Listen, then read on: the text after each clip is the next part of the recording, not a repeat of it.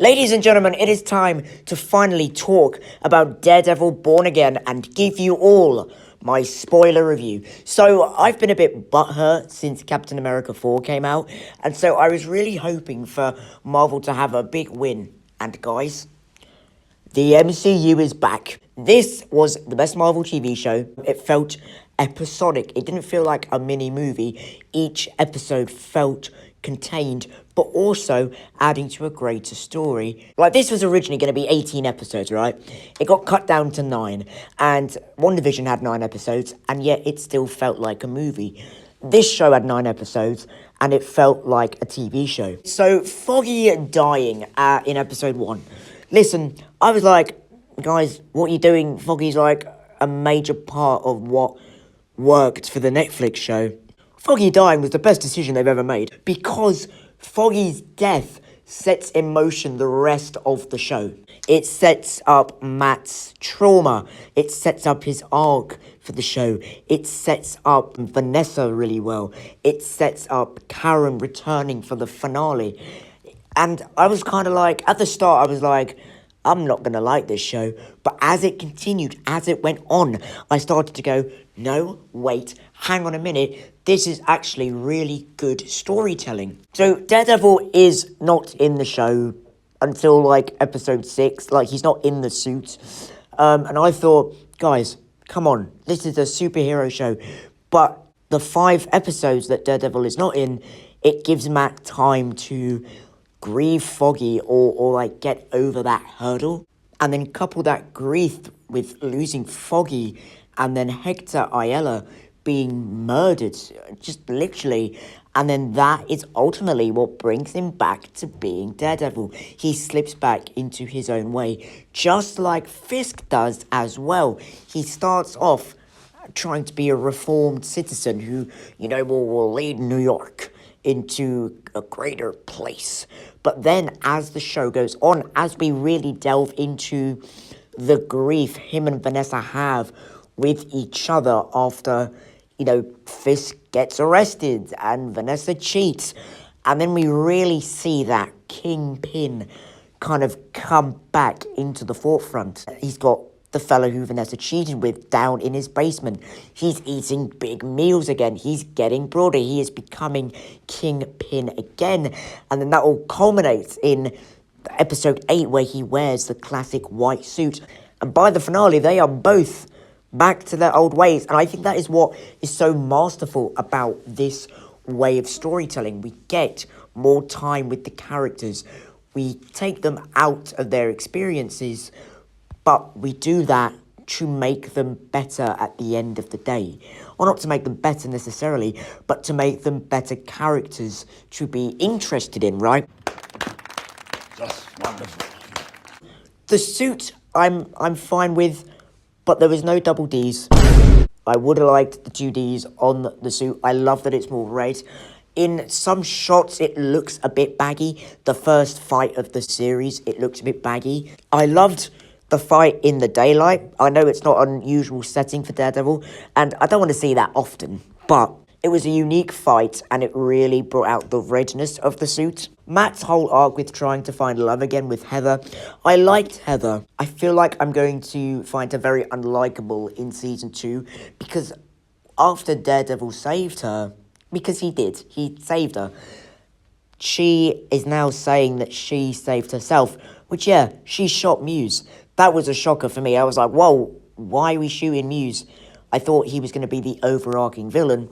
She shot Muse, and then it was, I saved myself. All right, maybe you did, 10% or 20%, but Daredevil did most of it. If Daredevil hadn't showed up, you'd have been dead. So there's a bit of conflict there, which I'm not really agreeing with, but I guess it's good to disagree. You can't just agree with everything in the show all the time. All of the side characters that Fisk has working for him, I don't find them very interesting. I don't find them, unique characters, but they are good for driving Fisk's narrative forward and for playing off Fisk and kind of bashing heads with him in a professional manner. But this show gets extremely violent. It's an 18+. on Disney Plus, Deadpool and Wolverine. It was violent, right? Daredevil takes it to a whole new extreme. I probably wouldn't be saying this if the final episode didn't just come out. In the final episode, the Chief Commissioner of Police, Kingpin, grabs his head and literally, bang, he crushes it in two, and you see it, like the jaws hanging off, the head's in two. I was like, oh my god! This is a new route for the MCU, and I'm glad that they are taking this step because it heightens the stakes, it heightens the excitement for older viewers, and it's something fresh that the MCU hasn't done. So MCU, I'm not saying that you have to do it in every project, but I like this gore for 18 plus projects. Good on you, good on you.